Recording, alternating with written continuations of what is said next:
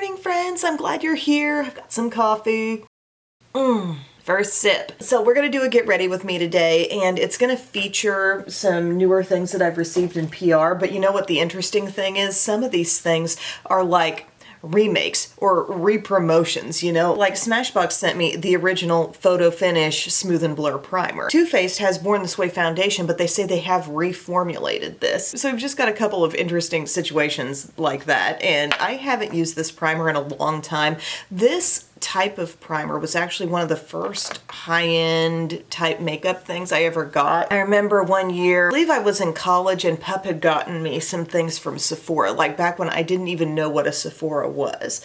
And she'd gotten me some Christmas presents, and the Smashbox Photo Finish Primer was a new thing then, and she'd gotten that for me, and I was like, whoa, what is this? Like, it still feels super duper silky and everything. Maybe not quite as silky as it once did. I mean, it still has a great glide and all, but I have not used that stuff in a long time. But this is oil-free, by the way, and they say it contains vitamins A, E, and more, and it's for all skin types. I feel like it made the surface of my skin maybe look just a little more matte than it was. Then we've got the Born This Way. So this is new, and I screenshotted like the details about this one. They say it's the same shades, but just a new formula. Now unlocked with next level wear, hydration, and performance. They're saying 24-hour wear, transfer resistant, flawless natural finish, undetectable coverage. So I have the shade light beige in this stuff. So we're gonna shake it up. I've used this a time or two, but now this is my first time, I think, using it on camera with you all. Spread this around and see what we think of it. I really enjoyed when Too Faced had the Born This Way matte. I thought that wore so well and had such pretty coverage. Okay, excess. And I'm gonna use Old Reliable here, my Profusion buffing brush. See how this does. Okay, the coverage is really pretty. It's feeling pretty much like full coverage. And the primer wasn't glowy really whatsoever, so any glow that we see coming off the skin, I guess, is coming from this foundation, which they say flawless natural finish. So therefore, they're not calling it matte, they're not calling it luminous, they're just saying natural finish. It's kind of reminding me of the texture, the blend, the overall look of like House Labs. You know what I mean? It's mostly blended here. It's looking nice. I don't feel like I remember the original Born This Way having quite this much coverage. So that's cool. But they also say we should expect really good staying power out of this too. So we'll see on that. I'm going to be at the school today for a chunk of time in the morning volunteering. Mrs. Webb said they needed some volunteers to come in and like make packets for kindergartners. So I'm like, okay, I'm in. I think I'm fully blended, and that's looking beautiful. It's definitely full coverage. And when I pumped it out, I will say this, I felt like maybe the first time I pumped it, it wasn't giving me a full pump, so I did a little extra, you know, just added a bit more. And ultimately, as you saw me wipe off my fingers there, I had more than I needed. Okay, I do have a certain little new setting powder that we're gonna be using on the under eyes, but I need to grab a concealer I already have. You know what this also reminds me of though, from drugstore? Kind of making me think Catrice True Skin. Just a thought. I mean, I'm kind of trying to assess, like, are these things worth it? Do we need these high-end products? I'm using my by Mario, Makeup by Mario Surreal Skin concealer in 160. This is a good concealer. I do like it. It's going to brighten us up there on the under eye. Swipe it around the nose, chin. And then loving blending out concealer with this Morphe M132. So it's just such a good shape and size. It's chunky, but it is cut in such a way that really reaches that inner corner. So I've been really enjoying that. Got a good night's sleep last night. I did have that feeling when I woke up this morning, like, oh, I am so comfy. I am the most comfortable I've ever been in my entire life. I can't possibly get out of this bed right now, but I did. So this is not my full blend. As you can see, I've spread around the concealer in the under eye area, but I'm not fully blending it in. Then I think I'm just going to go back to the same brush I used to blend out my foundation and dab over this. Dab, dab, dab. I sometimes forget what a nice brightening shade I have in that concealer, and it wears really well too. I need to use it more. I do need to hit that inner corner right here a little better now. Someone's dog is barking at that bright moon. I'm happy with that. Gosh, the skin looks so good right now. But here's what Laura Mercier sent. They sent over several of these little secret brightening powders. Like they're kind of re-promoting those. And I think the new thing is that they've put them out in some different shades. So there's the original translucent, you know, that powder that looks absolutely white, loose powder. There's a soft pink. And then there were several shades that were geared toward deeper skin tones. I'm going to pull that up on Sephora so I can tell you. I always liked that the name of this was Secret Brightening Powder. Now they're calling it Secret Brightening Color Correcting Long Wear Under Eye Setting Powder. So the pink and the translucent, like I said, and then they've also got a peach, a golden one, and a rich peach as well. So they say this is a lighter than air powder that visibly color corrects and brightens while setting and extending concealer wear for a quick eye awakening effect. So I'm going to use one of these today. The newer to me thing would be the soft pink color. And then they also sent a brush. And look how flat the brush is. But they say this is the brush to be used with that stuff. It's called Camouflage Powder Brush. So it seems to me like we're going to get a fairly dense application of this little powder here. And it's super duper fine, light as air. You're looking at the light pink shade. It's extremely light, soft pink, I should say. I'm going to pick up some of that on my little brush here. And we're just going to, gosh, I practically feel like I'm painting it over the under eye area. But I'm going to top off my concealer. And then we'll give it a feel and see, like, was this enough to really set it, you know? So there's one I just applied. Applied, not applied. I feel in person here I can tell it looks a little more matte, but it does not look heavy. This brush feels so funny to put it on with this little flat brush. Okay, to touch it now.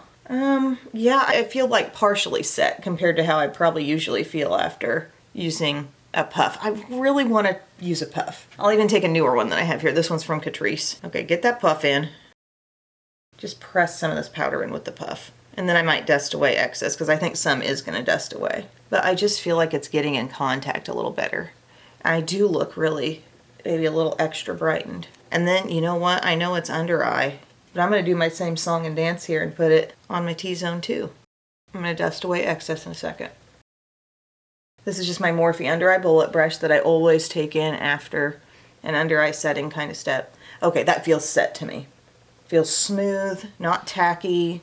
How do you think it looks? I think it looks really good. It does not look like a heavy amount of powder has been put on there whatsoever. Very thin, very finely milled powder, like just the finest ever. Now, how does the whole face feel now that I've just been sitting here and the foundation's had a chance to sort of just exist for a while on my skin? It doesn't feel ultra tacky, but a little bit, to the point where, yes, I would want to set that some. But isn't it so interesting how our first several products are really just kind of like re-promotions or maybe a little reformulation, a change on something that has been out, in some cases for a very long time. You know what? I said I was going to do it in my last video. I was going to use more of this. This is my MAC Studio Fix. C4 is the shade. It's like a powder foundation. I'm going to dab this around. This is my Sephora angled brush. Just a really light amount. I don't feel like I've got tons on my brush, but it makes me feel better to know that I'm set all over. I'm not even touching the under eye area, really. Just getting the rest of the face. I'm really trying to do kind of a fall reset in my life. Like, I had fallen off a little bit on my water drinking. I had been super good about that, but then I just like allow myself to get busy and time passes and I'm like, you got to take care of that, you know, you got to do that. So I'm back on that. I'm feeling more into walking than I am turning on a workout video. Like, for some reason, I just really don't want to do the workout videos. So I'm walking. You know, I've got my Fitbit thing. I'm exceeding my 10,000 steps a day, so that's good. And then my other thing is just being really mindful about like snacks, trying to eat a good meal, a good wholesome, well-rounded meal, and then less just like snacking around. Sometimes I'll eat like a super small meal that's essentially like a snack, and then I get hungry later and I feel like I'm just in this string of snacking, but I think it's better for me and it's easier for me to keep track of things if I just do meal and then like a small snack in the mid-morning, a small snack in the late afternoon. You know, just let that be.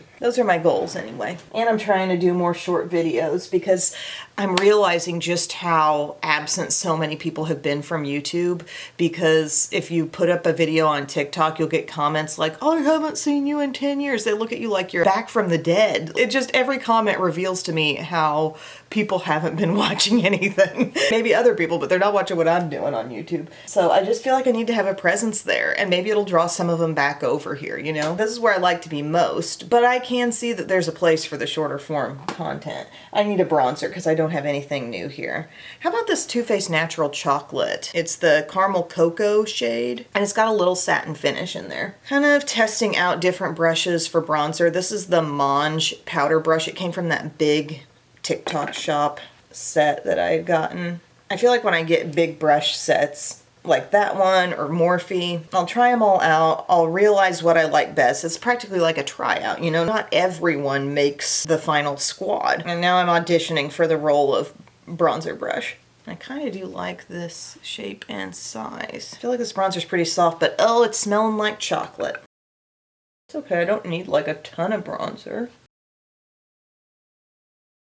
What have I done for myself? I feel like I've given myself maybe a really light bronze. It seems like maybe it should be a little more intense than that. I'm building a little. The brush is kind of fluffy, but it's still sort of targeted, you know?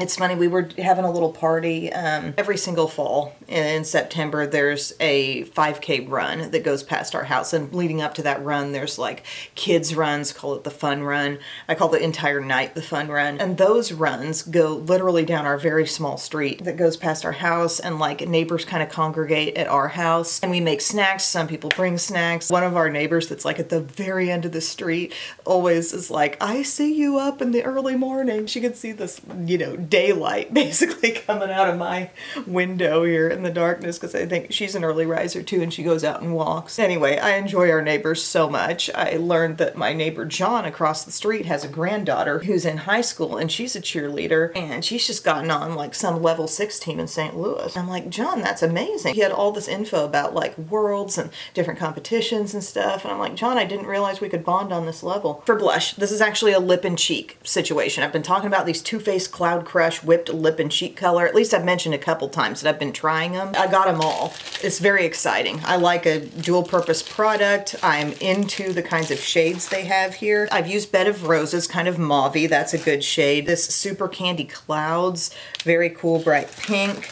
I have not yet used the peach one called Peach Blur, but we have that. I used Red Velvet, just like a dab of it on my cheeks yesterday afternoon, and that was beautiful. But you can get that kind of monochromatic thing going, like the same lip and cheek color. Love Potion maybe looks like our darkest shade, and I have not used that yet, but I did use Headliner. I had that on yesterday morning. And they last a decently long time on your lips too, which is cool. Okay, you're going back in the baggie. I got a couple different ones I was going to use today. I like this Hopeful Romantic. It's not hopeless romantic, it's hopeful romantic. This really pretty wine color. And then Milk and Cookies is good too. Like, I like that tone. I have played with that. I enjoy it. It's soft. I'll put the Milk and Cookies on first on my cheeks. It's moussey, it's light and whipped feeling. It's easy to blend, but as you can see, it only takes like a little dot. And then I'm going to take my Sephora 56 and just blend this into my skin. See, Milk and Cookies? What's going on down there? I never know what they're doing. Oh, and they smell really good too. That's another thing. Like, these are the best smelling. Oh, that one's really sweet and just yummy smelling. Milk and Cookies giving that like soft, neutral vibe. I could have applied a little bit more of that shade, but I am gonna put on Hopeful Romantic now as well. Look, don't be scared. Just go for it. But the moussey nature of it all, like, it seems easier to blend it than pure liquid blushes. Look at this little flush we're getting here. The way that shears out, and then the way this also looks on the lips. The Milk and Cookies on the lips looks kind of like a deepened nude. It's looking good. I'm going to build just a little bit. You just have to be careful because it is bold.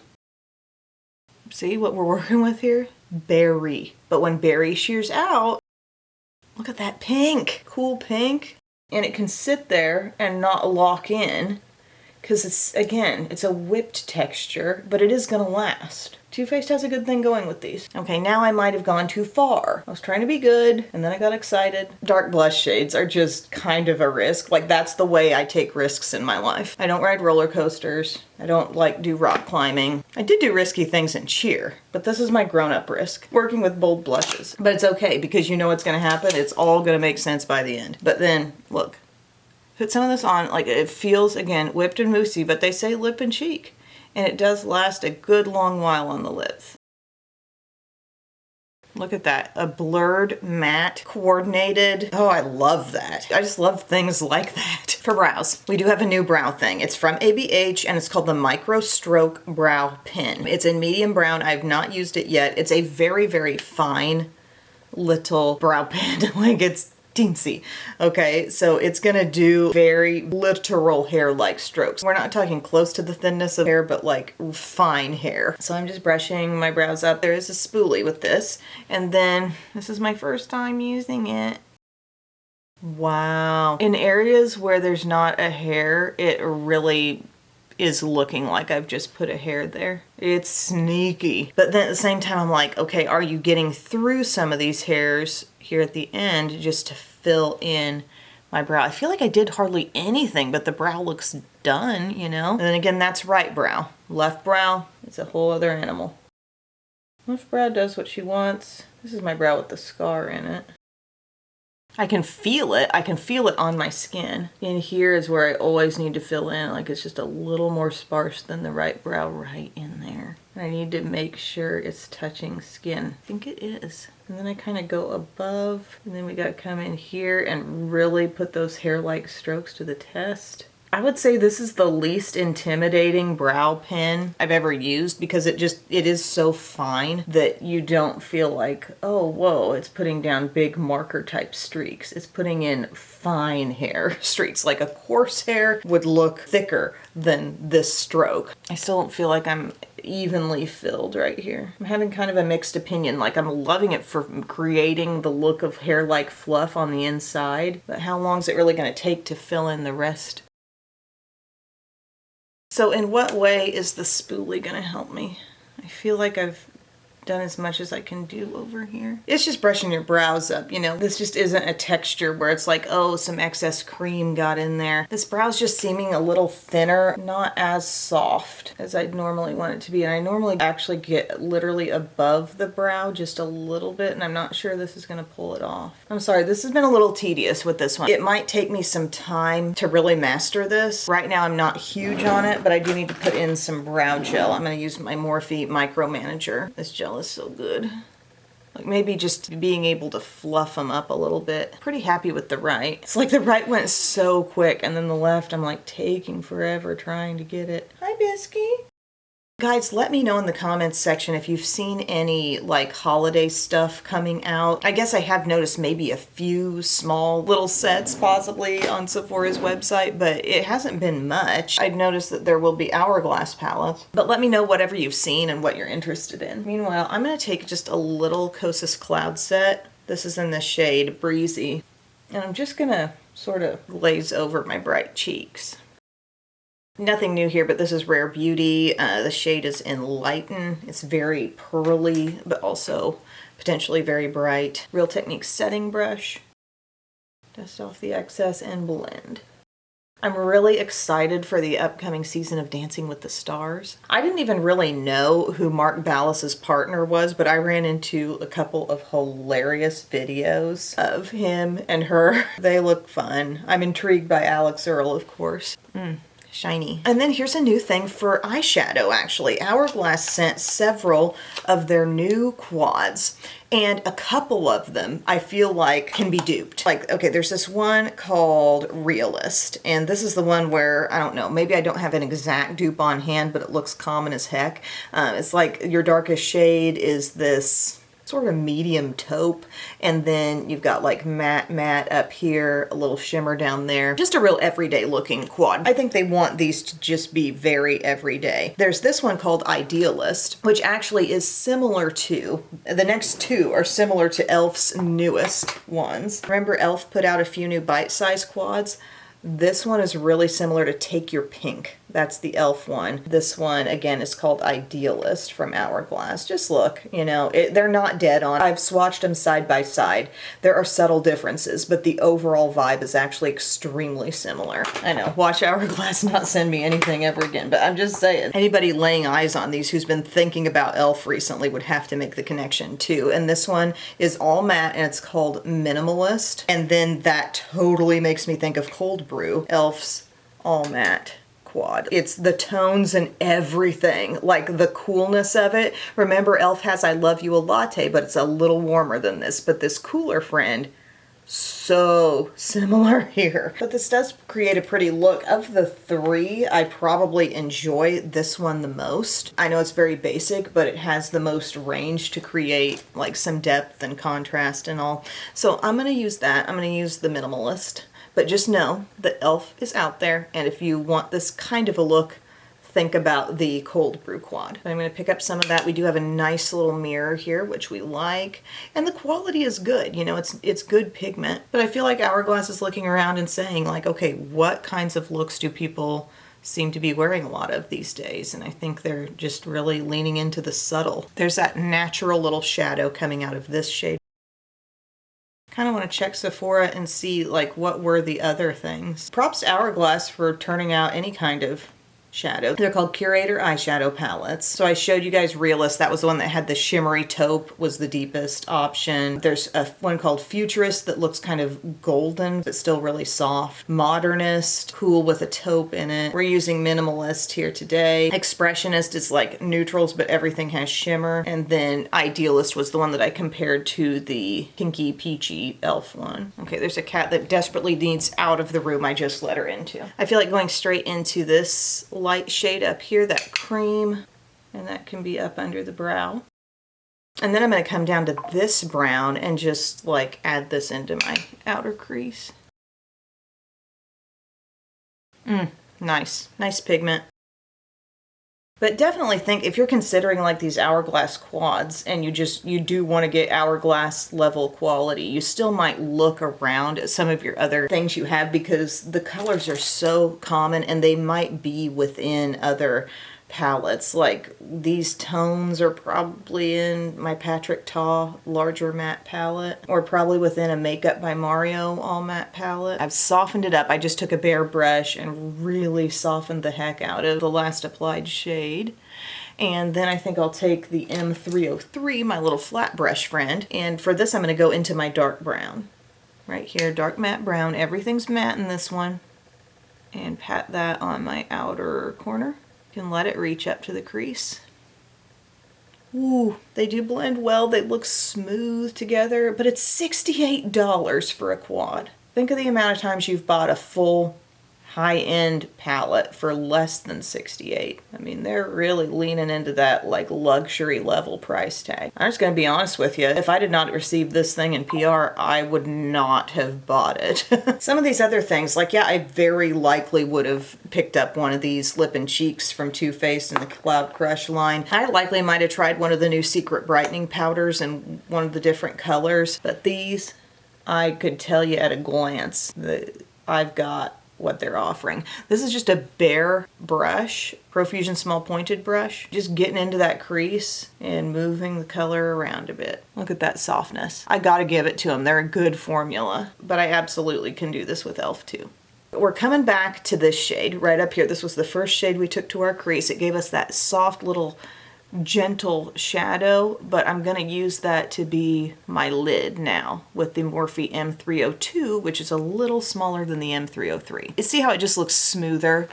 I'm going to drop the M302. This eye has that shadow that's just dimming the lights a little bit on that inner lid, but it makes it look really smooth and complete, I think.